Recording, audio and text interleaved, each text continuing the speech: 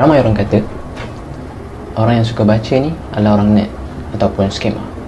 Is it true? Sebenarnya orang yang membaca ni bukanlah orang yang skema ataupun orang nerd. Sebab kalau kita tengok orang yang berjaya kat luar sana, orang yang scholars ataupun entrepreneur, diorang ni adalah orang yang suka membaca.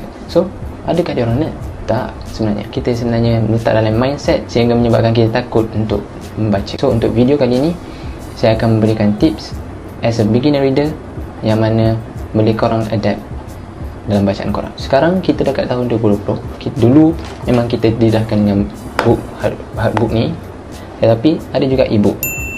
Ada orang suka baca buku macam ni, ada orang suka e-book. Dia depends pada kemampuan diri kita, konsistensi yang kita boleh lakukan untuk bacaan kita. Tapi in my personal opinion, saya lagi suka buku yang hard cover macam ni ataupun buku yang macam ni sebab dia ada spiritual yang sendiri dalam bacaan. Depends on ourselves, sama ada kita nak baca dalam buku ni ataupun buku e-book. As a beginner reader, yang saya boleh suggestkan dari 4 tips yang mana kita boleh gunakan. So the first tips ialah kita ketahui jenis buku yang kita suka. So bila mana kita pergi kedai buku, banyak sangat jenis buku, ada fiction, non-fiction, sociology, psychology, business dan sebagainya. Untuk as a beginner reader, kita kena kenal diri kita, kita suka jenis buku yang mana. Ada orang suka novel, ada orang suka baca yang facts, ada orang suka baca majalah. Depends on kita. Tapi untuk more to gain knowledge adalah korang cari yang fakta lah. Sebab dalam tu sangat banyak ilmu yang korang boleh dapat. So untuk tips yang kedua, bila korang dah beli buku, pastikan korang set goal. Apa goal ataupun target adalah, contohnya bila mana kita dah beli buku and then kita tetapkan masa dalam tempoh sebulan ke seminggu ke, orang yang power lagi boleh habiskan dalam masa 1 hari. Wait a minute. Kita jangan ikut orang. Kita nak habiskan buku. Ada orang yang beli buku sebab orang ni beli buku tebal-tebal. Ini kita pun as a beginner reader, kita sibuk nak beli buku tebal-tebal. Pada akhir sekali kita langsung tak baca buku sebab kita rasa bosan. So yang penting, kenal diri sendiri, kenal kemampuan kita.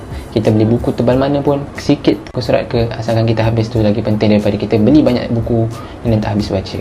Untuk tips yang ketiga adalah don't stop reading. Sebab apa? Sebab bila mana kita stop reading, walaupun dalam sehari, and then kita akan rasa macam tak apalah, kita tangguh lagi, and then dia akan berlanjutan sehingga kita malas sangat nak start. Dan bila kita start, kita akan jadi bosan. Don't stop reading even 5 minutes a day. So spend masa kita 24 jam dalam sehari untuk kita settlekan semua masa. So guna 5 minit untuk korang baca buku, sama ada dalam phone korang ke dalam book yang korang ada. And the last tips adalah korang kena pilih situation ataupun kenal pasti cara metodologi korang sendiri. Ada orang dia suka baca buku dengan dalam keadaan sunyi sepi macam kat hutan. Ada orang suka baca buku sambil having a tea or coffee. Ada orang suka baca while listening to music. And ada orang buku baca dia. What? Untuk tips yang keempat tadi, hopefully korang boleh manfaatkan. Korang boleh cuba untuk as a beginner reader. Saya sendiri bukan seorang yang pembaca dulu, tapi saya cuba sedikit demi sedikit untuk minatkan diri, paksa diri untuk baca until today, and I'm still learning to have a good intention in reading. So wish you the best of luck untuk as beginner reader macam kita kat luar sana, and stay tuned for the next series. See you.